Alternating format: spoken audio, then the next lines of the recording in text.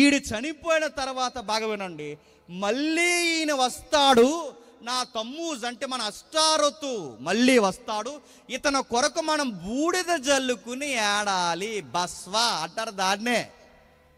నా మాట అర్థమైందో లేదో? బస్వ బుధవారం అంటే వసంతకాలం టైంలో బూడిద జల్లుకుని గోనె పట్ట కట్టుకుని. ఇప్పుడు లేదా ఆ ఏడుపు 9వ శతాబ్దంలో ఆపేశారు, ఎందుకంటే పెద్దలు ఫైట్ చేశారు. మార్టిన్ లూథరన్ లాంటి వారు దీనికి వ్యతిరేకంగా నిలబడ్డారు, వద్దని చెప్పారు.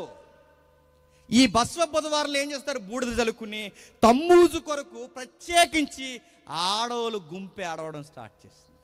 ప్రతి దిక్కునీళ్ళు ఉంటారండి.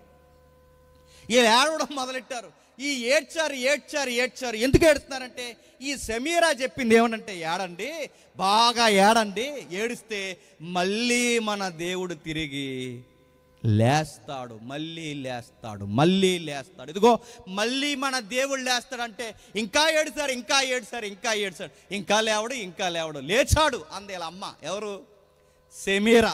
ఎలా లేచాడంటే అదిగో ఆ వికసిస్తున్న చెట్లు చూడు, ఆ చెట్లలో కనబడుతున్నారు. అంటే ఇప్పుడు కొత్త ఆకులు వస్తున్నాయి. ఎవరు అనుకుంటున్నారు ఆకులు? ఇదే వసంతకాలం అంటే.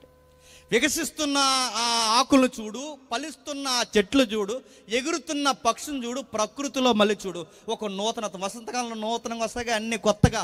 ఈ కొత్తదనం వస్తుంది చూడు, అదిగో కొత్తగా ప్రకృతిలో వికసిస్తున్నాడు మన తమ్మూజు. మళ్ళీ వచ్చాడు. నిమ్రోదే మళ్ళీ పుట్టాడు. ఆ నిమ్రోజు పేరే తమ్మూజు.